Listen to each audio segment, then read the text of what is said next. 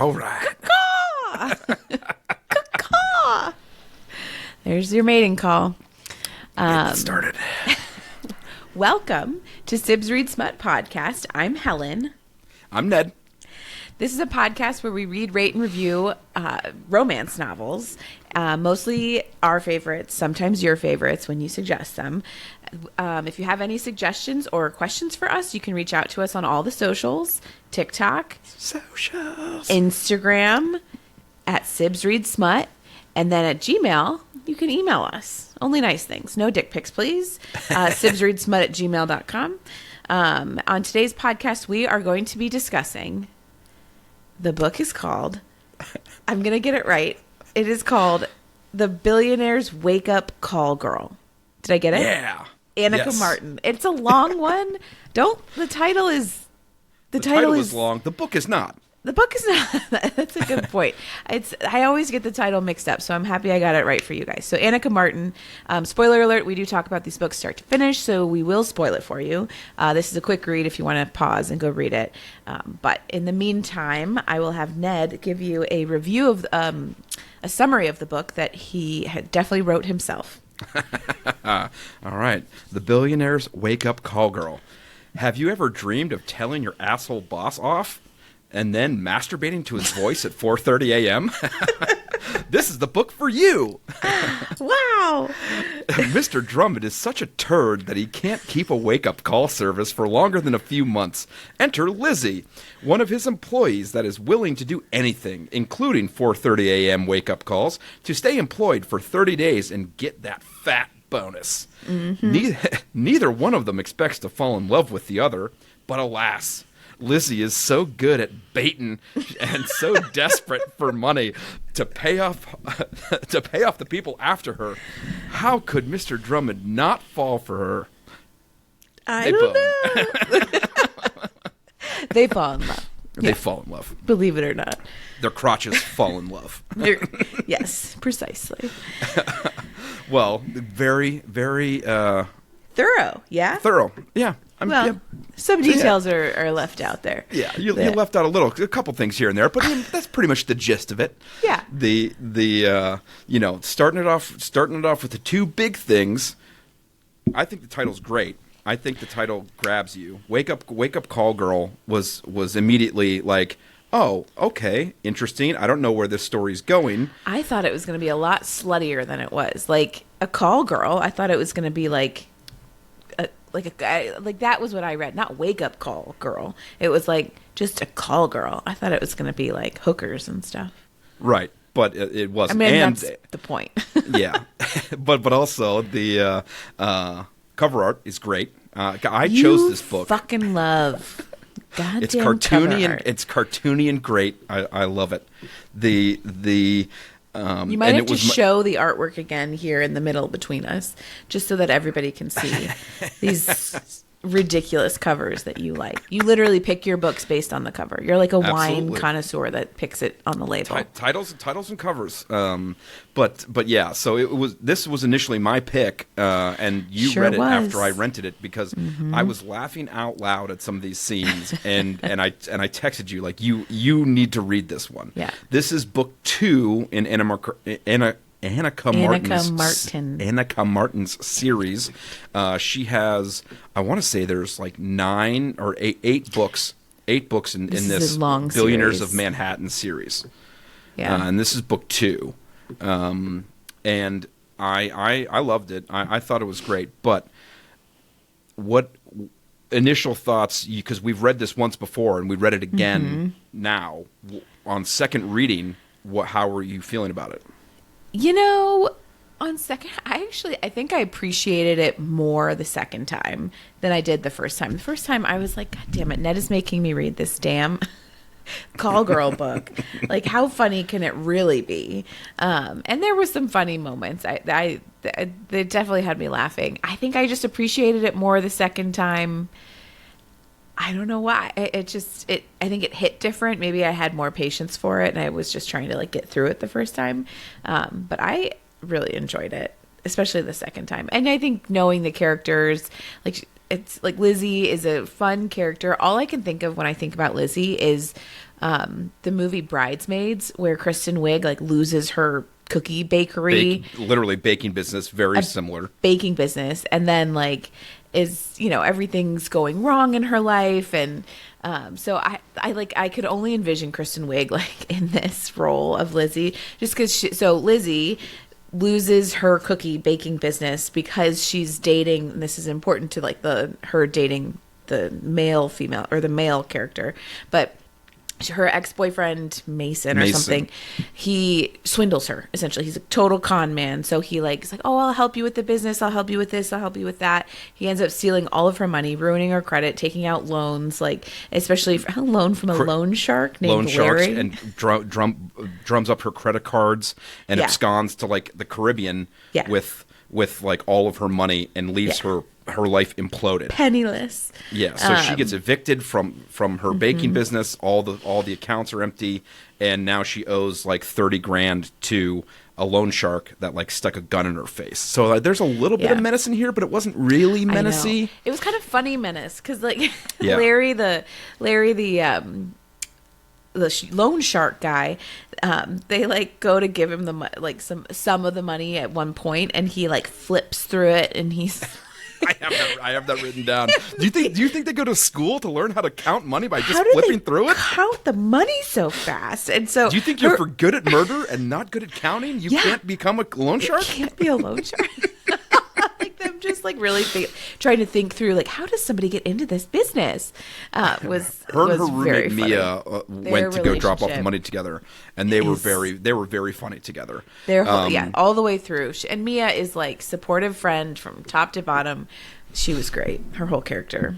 Yeah, well, and they're both very snarky and sarcastic. Yeah. So most of the time, Lizzie is just doing it in her head at first, but she is very like, oh, this Mr. Drummond, Theo Drummond, the CEO of this billion-dollar company, is like, he wants no popcorn. He wants gray walls. He wants that. And she's really like just talking a ton of shit in her head.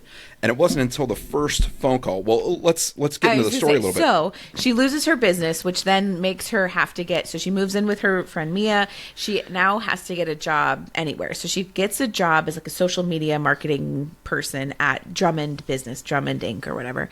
And it's like a science business. And so Mr. Drummond is the head chemist. He develops drugs or whatever. And so, but she's working there, and this place is like boring, white walls, no fun, no frills, and everybody's obsessed with Mr. Drummond. Like, oh, yes, sir. Of course, sir. Yes, sir. Mr. And she's like, what the hell is this guy? Like, so why does everybody... And her direct boss sucks. Oh my gosh, Sasha sucks. Total bitch, like start to finish. Like she can, get hit by a bus easy. And so she's working there because they give like if you can last 30 days, they give you a $14,000 bonus, something outrageous like that. Yeah, I don't even know if the amount was said. Maybe it was at the beginning. But it was a lot. It was a lot of money, a huge bonus. And she's like, 30 days. How hard could that be? Well, it was hard because Sasha was a total bitch, and it just top to bottom. So she is, trying to be like all buttoned up at work, and she ends up saying something on like her first day with Mr. Drummond that he like thinks he hears, and then he's like, "What'd you say?" And she was like, "Oh my god, I didn't like." She goes, Mr. Amazing must be elsewhere, and then he's actually sitting in the room, and like she sees him, and that was one of the funny things too. Was she goes, she looks at him, and she's struck by his hotness, and she says to herself in her head, "Gulp." That made me just laugh. I was like, gulp. Her internal monologue is very. Her internal monologue was very funny, and so she, Sasha's a huge bootlicker and stealing her work and everything else. Total brown noser. And they come out of this first meeting where she's trying to be like, hey, my thoughts on the way we should take these ads is good, and he's like, no, it sucks, and she's like fighting for her stuff, and he goes, no, absolutely not, redo it. And so after they leave, Sasha tells Lizzie, your dress was making him confused. Oh, yeah. You were too noticeable in there. So her and Mia go on this shopping trip to buy her like sack dresses to a Goodwill, and they buy like floral prairie dresses that are like I don't even know what a prairie dress was, but just Mia and Lizzie talking about it and their shopping trip was very that was hysterical. A great scene. And so yeah, she tries to like dress down at work and just be as like unnoticeable as possible because she knows she kind of stepped in doo-doo with her accidental comment. But then, like you said, Sasha takes all her ideas, is like making her. She keeps telling Mr. Drummond that like, oh, Lizzie is an idiot. I don't know how this moron got hired, even though Sasha was the one that hired her. And so then the whole point of the story comes up. So Mr. Drummond is such a grump that he cannot keep a wake-up call service. And so he wakes up every morning at 4:30, but he like can't use his own alarm because he keeps turning it off or something like that. And then so he needs a call to actually make sure that he is awake for sure. And so he's like gone through every call service in America. Yeah, when Lizzie is assigned the task of finding him a new call service, she calls everyone in the U.S., everyone internationally, and then finally finds one place in Canada that may or may not have ever worked with him before. Yeah. Every other place is like, we will not call him. He sucks. We don't want any part of it. And so she books the Canadian service to like, and smartly gets herself a call 10 minutes beforehand to make sure that they actually did it. They flake, so she has to make the first call. And Mia and her relationship is like, she's an actress, an aspiring actress. Yes. So she's attempting to like talk her through the wake up call, like scripting it out. Not realizing that, and Lizzie does not realize that Mia had actually called him, and so she grabs the phone, and I actually have a couple of the quotes here. So she grabs the phone and goes, "Wake up, motherfucker! It's time to rise and shine." And I mean, like, even the second time, I burst out laughing. And it's time to start your day by being a complete and utter asshole. And it's time for people to be stunned by your glory. Not. And then she just goes click and hangs up on him. I mean, that first phone call. She realizes after she started that he was actually. She thought she had put the number in so that she was like ready, and then Mia had hit send or however it happened. He was on the phone. She thought she was just like saying funny things to, I think, make Mia kind of laugh. And he was on the phone and he heard it all. So he calls back right away, right? I mean, I think he's like. Shocked by it. He calls back, but because her credit's such dog shit and she can't get a real cell phone or whatever else, she's up on them burners, player.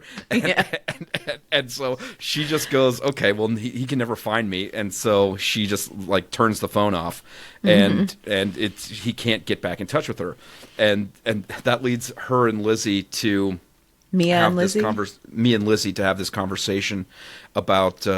She's like, well, you know, if the loan sharks are really gonna hurt you, you know, like, you know, you can give BJ's down on the corner for $1, and Mia at some point goes, oh my God, are you gonna have to give BJ's? And she goes, we will not be giving BJ's for $1, and we are worth far more. And this comes up throughout the story too. I mean, even when she goes to turn the money in later in the story, the guy goes, hey, if you can't pay, you know, 2 nights of working with me, 5 guys a night, and you can pay me off right away. And Mia is like, no. Mia's like, no. We will not be hookers. But that first call like really set the tone and shows her. She let all that snarkiness that was in her head in the early part like really come out, and I love that. And so that was really good. And so now she's like in her prairie dresses, like going to the office, and she has to call him the next day because she can't find a service to take over or whatever. So she has to call him again. And the second call, he immediately goes like, you're the worst. You're the worst wake up call girl ever. Like, have you never done this before? And he leaves a voicemail afterwards or something, and she's like getting turned on by his voice. Like, it's just, even the second call is like a little weird. It quickly goes from like antagonistic to like, ooh, woo. And when she notices, like, she knows what he looks like now, and he has this little scar on his lip, and she's like, and they keep bringing up bad boy lips, and stop it. Stop it. You are not allowed to say that like bad that. boy lips. That is a banned phrase from you. It is so uncomfortable. And he's so like horny for her that the voice, this ethereal voice on the phone, that he wants a second call. He was like, I want a 9:30 a.m. call just to like get a little more of this action. And she, as the quote unquote owner of this company, because it doesn't exist, goes, no, that operator's all booked up. Like, Operator 7 is booked. Yeah, she just gives herself Operator 7, the name Operator 7. And so it quickly becomes, oh, well, the company needs to bill this and everything else. So she has to set up an entire fake He comes to Sasha. So he had tasked Sasha with finding this thing. She, of course, gave it to Lizzie. So Mr. Drummond is starting to get sort of suspicious and AKA like also obsessed with this girl. I don't know if this was before or after they masturbated on a call, or she masturbated on a call to him, but he like marches into their office. He's like, Sasha, I need that information about this company. Like, I need to call them personally. And Sasha was like, oh, I'll find it for you, Mr. Drummond. Oh, my goodness, let me find it. She drops all her papers and it's dramatic. And then he's like, give it to me right now. And she's like, I have to find it. So he finally leaves. She looks at Lizzie and is like, well, where's the company? Where's all the information? Give me this. And so Lizzie's like, well, it doesn't fucking exist. So she like goes on to Craigslist at that moment like, and sets up an ad.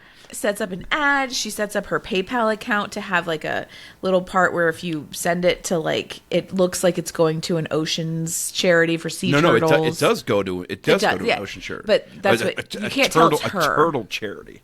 A turtle charity. Another turtle charity. Call back to Pucking Around. That's right.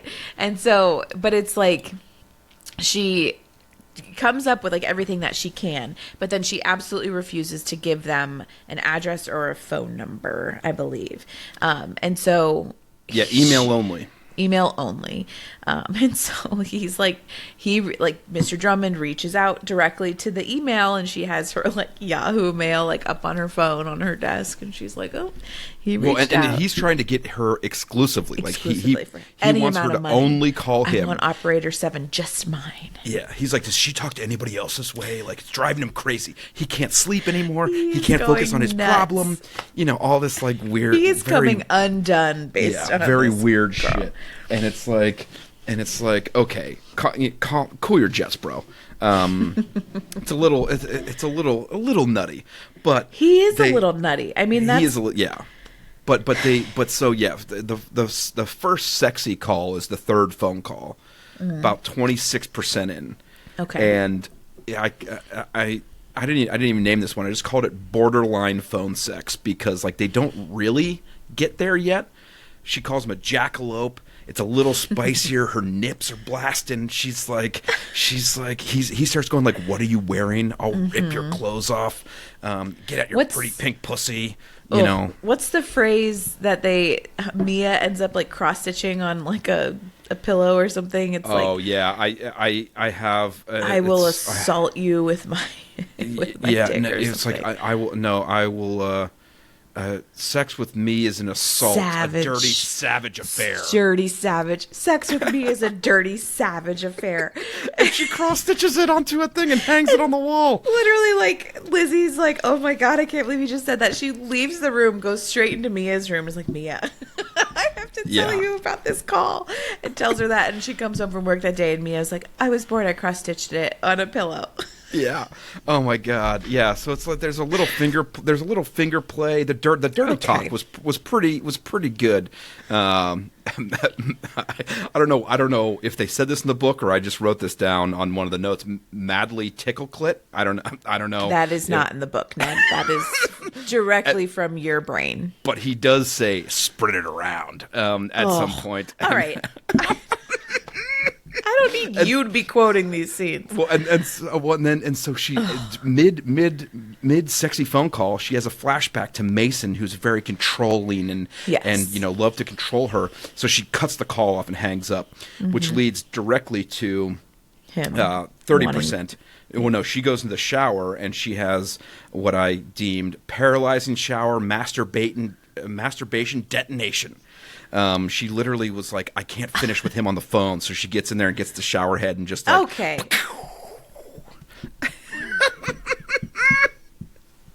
I don't know if I need you to be so graphic in these descriptions. People got to read the book to get the sauce. Yeah. You know? Well, and when she wears another dress to work, and he has a line that just cracked me up. He calls her turnip truck after she starts wearing these prairie dresses, and he goes, turnip truck stands there like all she's missing is a bonnet and a flock of ducks. Well, she won't look him in the eye. She's like, she starts looking him in the nose. Mia tells her like, "Hey, if you want to just be invisible to somebody, look him in the nose and don't engage them very much." Yeah. So he thinks she's an idiot. After that, Sasha already said like, "This woman's a little dim, moron." And now she's like looking at him in the nose and wearing these horrible dresses. And just trying to make it through the 30 days. Yeah, and Lizzie says about Sasha, her Cruella bitchitude, which I love that line because throughout this whole thing I'm just like, Sasha sucks, Sasha's a butthole, sea turtles, and they find they there's a lot of callbacks throughout this whole thing. The popcorn comes up a lot, the dresses come up a lot. Their little jokes that they come up with on the calls come up a lot. Yeah. The lab coat comes up a lot. Like they're repeating His savage themes. affair comes up in like the last chapter because he notices the pillow. Oh yeah, that's one of my favorite callbacks. He's like, wait, what is this? The callbacks are really great. Yeah, and Mia's reaction to the third phone call is like Lizzie is not going to explain to her in detail about what they talked about, and Mia goes, a true friend would recreate their phone sex calls for their best friend. I mean, she's not wrong. I feel everybody has that one friend where you're just like, I can literally tell you anything, no matter how disgusting and gross it is. And I love their friendship. I just think their friendship was really fun. So that she starts doing these calls, he's trying to figure out who it is. And this is, I think, you get to know a lot of their backstory. Like both of them have these kind of backstories. Like hers is mostly with like this ex-boyfriend Mason and her company and how everything went under. So then she has issues with, being controlled and, wanting to do things, being independent. And then his whole backstory kind of comes out so he's trying to figure out who she is. He ends up thinking that it's Sasha because his sister, he does have a sister. He's a loner.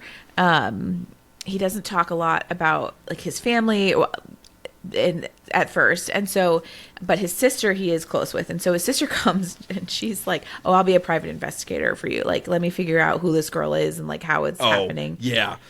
Right after right after call 4, she does that. So like they get 4 calls deep and she only needs to make it through Friday.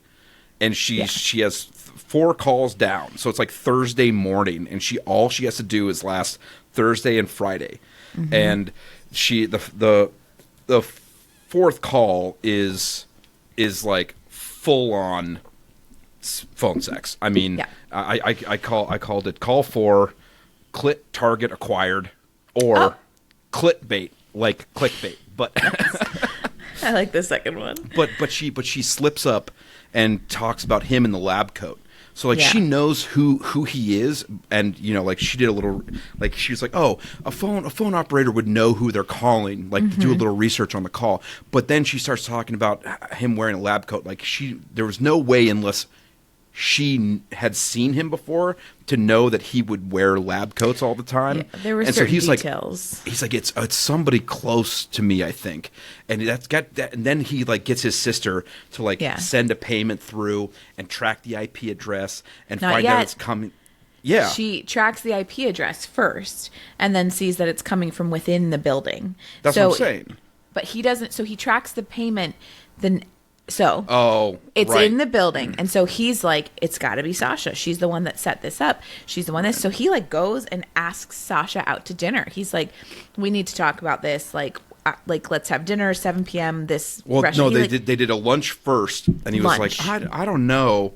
And then he goes, you know, we should have dinner, and he invites her out on a dinner after she boldly claims that she is the phone call woman. Yes. And he's a little like, she doesn't act the same. Like, this is very weird. Yeah. And then the duplicitous bitch that Sasha is, she goes back and tries to get Lizzie to tell her everything that they talked about on the phone so she can impersonate she says, her. I know it was you. I know you've been calling. I know it's been like, because he said something to Sasha at their lunch that was like, oh, that was so sexy or something like. Something where like our phone call this morning was so hot or something. Yeah, you know, like something along that those insinuated lines. that it was like kind of sexy. And so Sasha goes back to the office and is like, Lizzie, we need to talk about this right now. Like, come into this, like the firing chamber or something is what she calls it. It's like a conference room.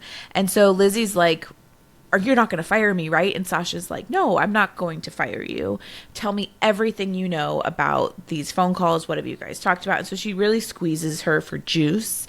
And then at the end, Sasha goes, and you know what? I'm not firing you, but I am letting you go because you're in your probationary period. And so it's not a firing. It's just we're parting ways. Yeah. And she was like, you're gone. Call bitch. security and everything else. Call security. Lizzie is fired. That's no bonus. That's nothing. Like, so she just is out. And Sasha has taken credit for everything, all of her work, all of this. Well, and how can Sasha think that this is going to play out? Like what is she thinking? Like, this is so insane that she thinks that she can just like step into this and use a couple of the phrases that Lizzie said on the phone, and like she calls him a jackalope, like Lizzie did on the phone, and it's like, and he's like, and completely out of context and completely like off the the cuff with no lead in or anything that else. Night, Sasha is like trying to, and so he starts. And he sets up this out, super elaborate date for her, like with all these little inside jokes. Exactly. Perfect for the call girl. And so she doesn't recognize any of the jokes, doesn't get the baby goat thing. Oh, the baby goats is another running theme throughout this thing, that the callbacks are constant. And so, and then he starts to figure out, like, this is not her. And so then he realizes... the musical is what seals it. The musical is what he starts asking her questions that she had already answered on the phone. And so then he's like, all right, this is not her. And he calls her on it. He's like, you are not her. And she like gets pissed and like storms out of the dinner. He's like, who is it? You know who it is. And she goes, yeah, and just walks away. And like, how do you think this is going to work out for you? Like literally. She sucks.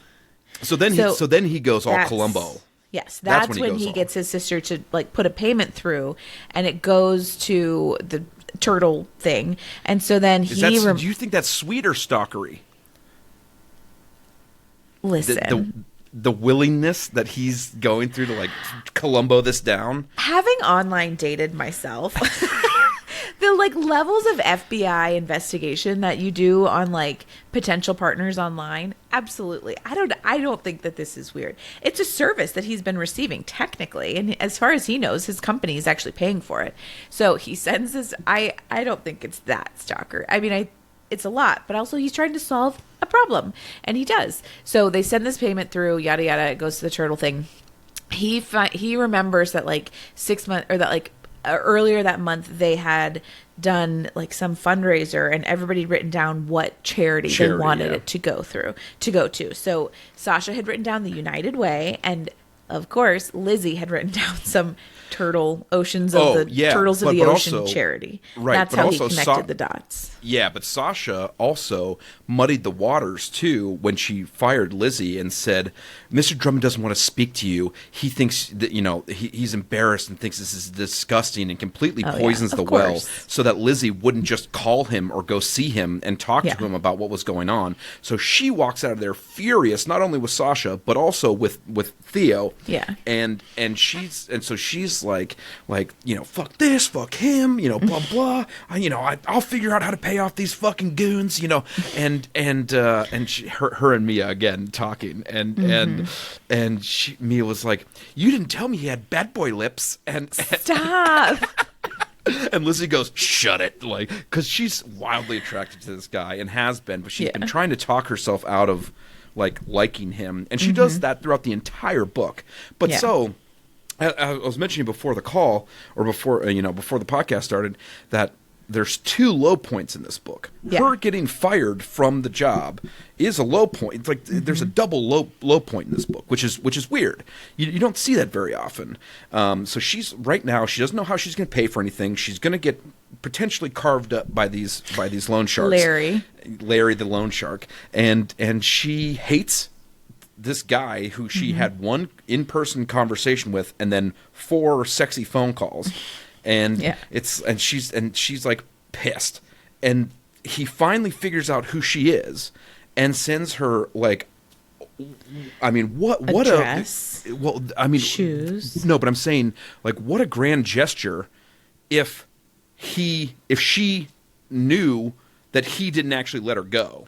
That would have been a great grand gesture. He bought her the dress of her dreams, looks exactly like the dress Audrey Hepburn wore in Funny Girl, and her favorite musical. Oh, yeah. These shoes, all this stuff. And she was like, well, fuck you, because you wronged me, and goes and they figure out how to pawn it and sell it, and go and get $6,000 for all this stuff, and go and try and pay off the loan sharks.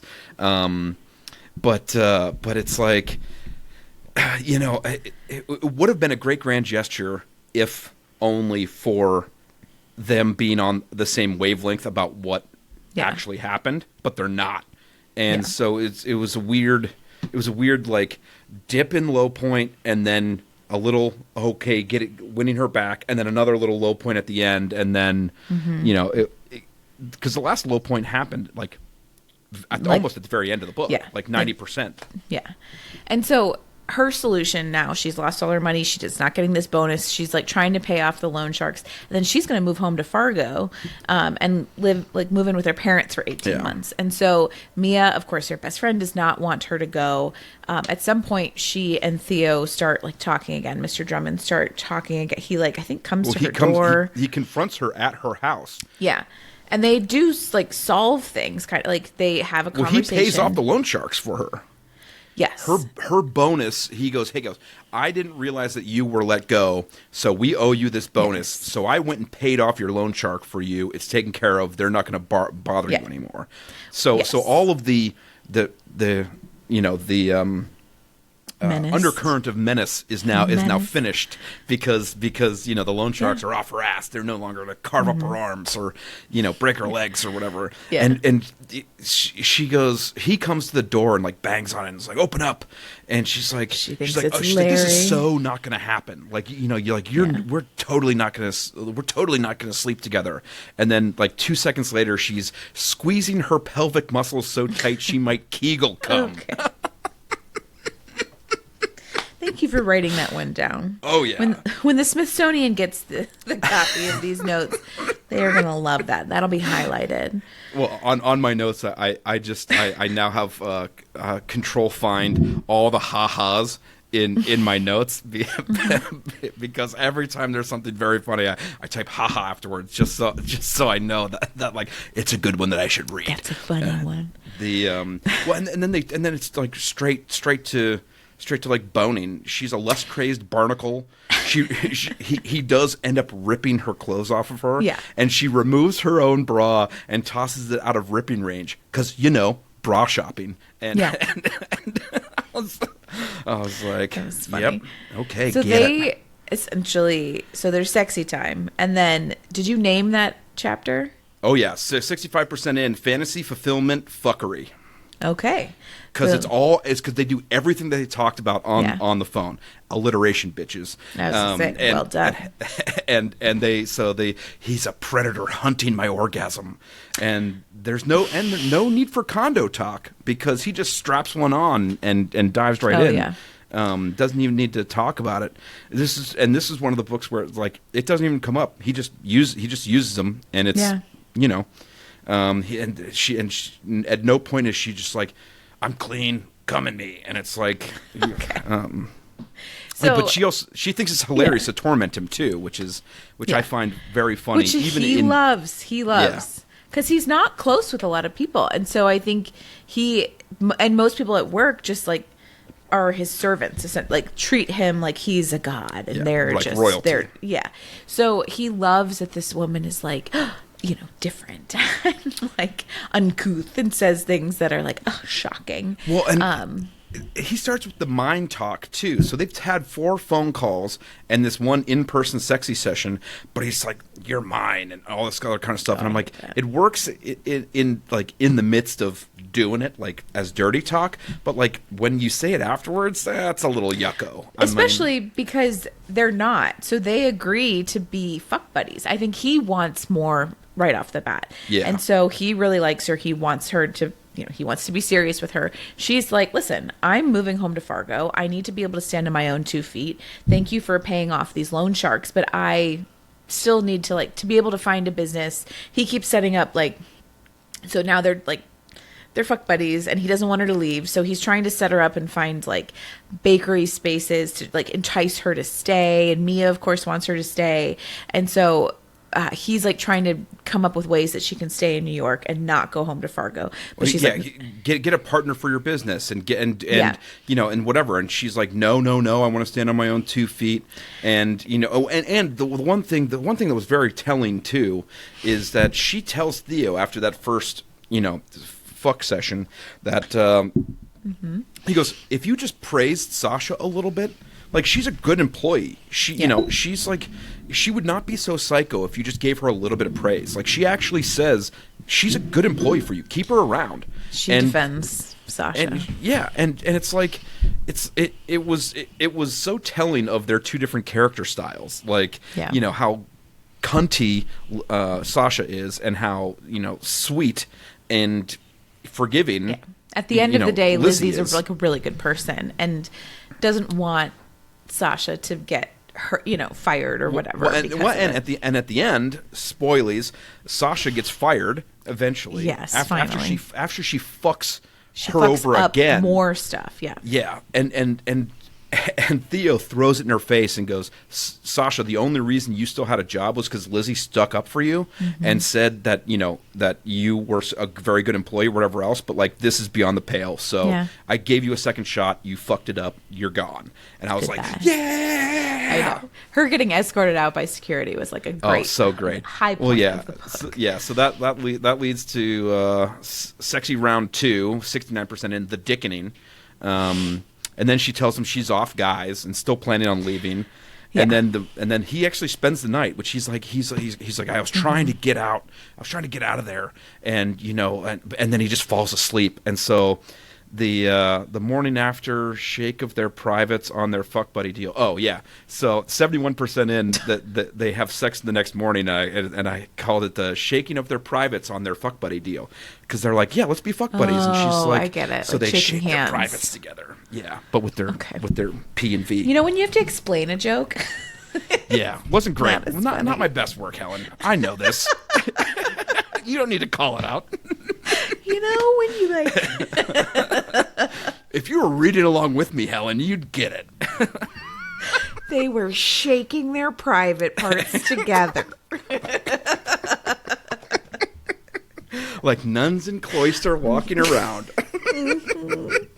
It's more suspicious than a nun doing squats in a cucumber patch. You can't say that. This is a children's podcast. Stop saying that. YouTube's going to start flagging us. We record this exclusively for kids. Oh my God, that's gonna come up on one of these AI shorts, and we're gonna get flagged. And she starts giving him the business about his business, like, hey, your drab colors suck. Nobody has fun at your company. Everybody's miserable. Why isn't there popcorn? Again, popcorn like she colors keeps bringing up art. popcorn.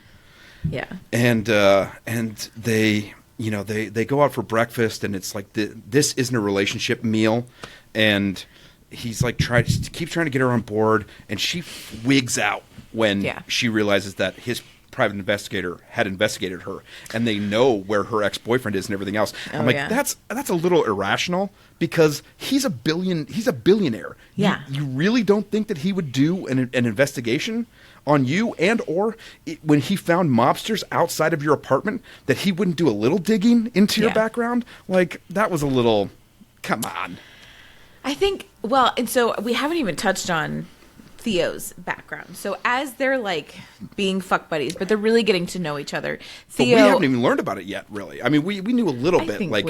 Some of the stuff that we're talking about, he had over one of their overnights or something, or he took her on one of their dates. He lost his parents when he was young, and his dad was a drunk, or his mom was a drunk. No, his dad was drunk. You're leaning out of frame. So we need to talk about Theo's backstory. So his dad was a drunk, and his mom would try to like take the keys away from him so he couldn't drive, but he almost always did. And then there was one night when she like couldn't take regardless, they're in the car, he's drunk driving. He had moved out of the house, and he holds a lot of guilt because Theo left the house, and he was the only one in his adolescence that could get the keys away from his dad. And he left, and his mom was supposed to leave with him, and she didn't.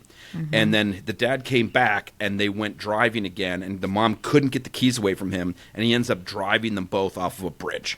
Yeah. And killing them both. And so he loses his parents at a young age. For some reason, he becomes he becomes a chemist, and so his whole life's mission is to develop this medicine that, didn't he say it could have saved his mom's life or something? There was like it's some kind of quick clot sort of thing.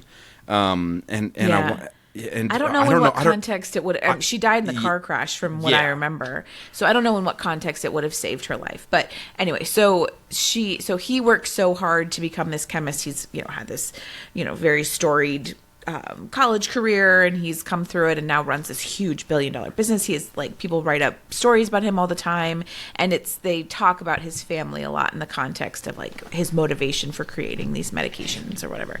Yeah. So he has, this grief in his backstory and guilt a lot about his mom and her death. And so he is obviously still close with his sister. She's, a part of his life. But he doesn't have a lot of people that he's close with. I think really, he doesn't really seem to have friends. I think it's just his sister. And then he works all the time. So he goes to bed at midnight, wakes up at 4:30 in the morning, yada, yada. So that's like his backstory, and what kind of leads to he's so isolated that he doesn't have a lot of people. So him letting Lizzie in is like a really big deal. And then obviously we've talked a lot about Lizzie's backstory with the ex-boyfriend and taking advantage of. He's letting her in, but she's not.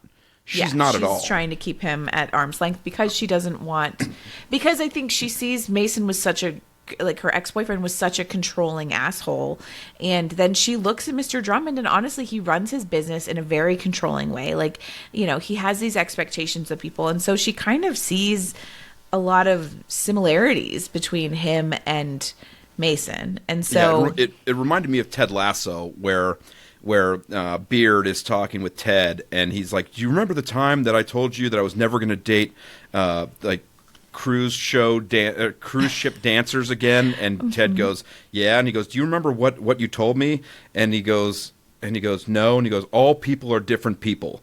And he's like, I said that? That's pretty good. And I'm like, she needs a little Ted Lasso lesson, because this is like he is not Mason, and he's proven he's not Mason over and over again. But it takes her another 30% to realize that he's not that dude. He's not Mason.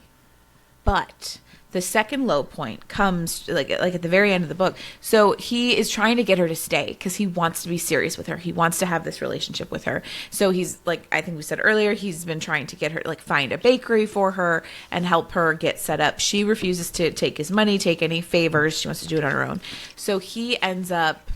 So then one day, out of the blue, she finds the perfect corner bakery store, and she goes in, and there's this cute couple there, and they're like, "Oh, if you don't have the money to put it down, we'll we'll take a part of the net profit." Or they and they love her bakery, which is what like, she. "Oh, you're this courageous bakery person or whatever, cookies," and she is like, "Oh my gosh, they knew me. I got this like unit on my own merit, and they're gonna let me, just cook." And so she ends up going then to Drummond Industries or whatever, and goes up to tell Theo, "I found a place. I did it on my own. I'm so proud of myself." And he's like, "Oh, I'm so happy for you." And then, great. I think they fuck in his office. 91% office lab Thank coat, you. ding dong. There you go. And so, and then on her way out, Sasha ruins it again. the shit stirrer, is like, "Oh, actually, I think Mr. Drummond owns that building," and was saying how he was going to sublease it to, he's leasing it, but he's going to sublease it to somebody else. So that must be you. And so then that brings up everything for Lizzie of again, somebody is manipulating me behind the scenes and not doing I thought this was it. So she goes up and she yells. There's only 30 minutes left in the book at this point too. Yeah. So, it's very close to the end. We did skip two sex scenes real quick. Okay. One, yes, they start banging. They start banging in hotels because she wants to keep it just fuck buddies. So he starts sending his car for her and just giving her keys. And so 75% in, the wallpaper humper. He brings her in and just puts her up against the wall and just makes her hump the wall while finger blasting her, and then rips the dress asunder. I always love it when you can use the word asunder. Asunder. And then he spanks her, which is fun. Yeah. And then she goes, "Oh, you're working so hard on trying to solve this formula. You might not solve it," which I loved, her kind of thrown in his face, like, you're all high and mighty, but you might not get it, idiot. Which is great. And then 82%, another I don't know Bone if this might have been in his penthouse. 82%. Oh yeah. Favorite freckle fellatio is what I called that one. And another alliteration, bitches. That's right. And then she's not very compromised. She needs to get everything her way, but she helps him shop for she forces him to buy kitchen stuff because she's getting very relationshipy without giving him any compromise in he is doing all the compromising to do exactly what she wants because he knows she'll run away. And I'm like, I don't think that's how relationships are supposed to work. Maybe as a therapist, you might know better, but the rapist. The rapist. The rapist. Therapist for those folks at home. Thank you. I hadn't actually thought about that. He's doing all the work and she's not doing anything. Yeah.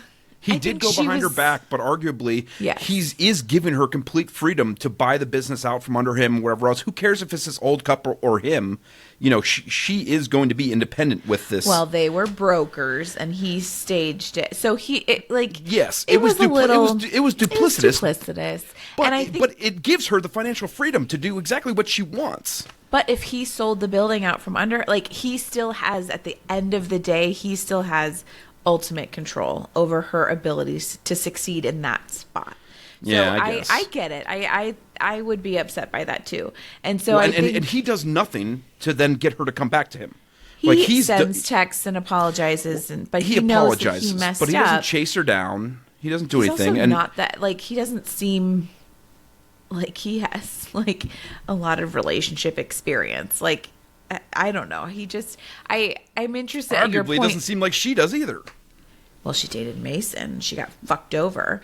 So and he bangs women that aren't going to ask too much of him. Yeah, I mean, that's true. But I think so I hadn't really thought about her doing nothing and him doing everything. I do think she was trying to protect herself because she knew she was leaving, and so she didn't want to get too deep in with this guy. Yeah. Because So she was trying to protect herself. And so she ends up seeing the spot where his parents drove off a bridge and going, you know what? I think I screwed up. I got to turn around and go back to him. Well, so she leaves. So then she's like, okay, it's time for me to leave. So she packs up all her shit. Break up. Or not even break up, because technically they weren't together. She stops their arrangement. She finishes the arrangement, and then he has some... She finishes. The arrangement. Successfully. So, and then he has some big dinner where he's being celebrated, and he really wants her to come with him. But she says, no, I'm leaving town. No. And so she packs up, she leaves, and her and Mia have their like funny goodbye. And then she's on her way out of town, and she drives over the bridge that his parents died on. And then literally she's like, I really like him. I'm going to go back. She calls Mia to like meet her at this like awards dinner where he's getting something, and they like get in somehow. They like meet a girl who they knew. The character from book 1 ends up letting her into into the event, and then he's showing baby goat videos, and she flips him off during his speech. She's like, "I'll be the one in the crowd flipping you off," and then.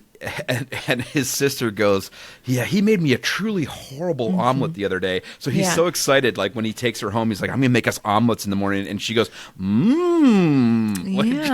just like our mom does when she's trying to agree with you. When she's trying to not judge. That was very much in high school. I'd tell her something and she'd be like, well, you should have done this, or you should have approached it in this way. And I'd be like, I don't want feedback. I just want you to go, oh. She bought into that. It was like, she still doesn't. She still does it. You'll tell her something and she'll be like, oh, do you want feedback, or do you just want me to listen? And it still cracks me up. I plan to use that, and I've now trained my husband to do that too. So she gets back to him, and then epilogue. It's like 9 months later, and they're getting married in Fargo, and they're boning down on the reg now, and they're getting married, and now they're friends with this other couple who he's in business with and whatever, and everything's coming up blowjobs and rainbows for them now. Yes. But which Kel Surprise, I mean, it's a romance novel. But the ending happened very quickly. That was the thing with the two low points. It was like there was a sustained low point in the middle of the book, and then a very quick low point at the end, which seemingly was like, I don't know. You didn't appreciate the turn, like when she was driving on that bridge and she saw this spot where his parents died. In your mind, like. He did nothing to bring her back from the brink. There was no grand gesture. There was the grand gesture was arguably the dress.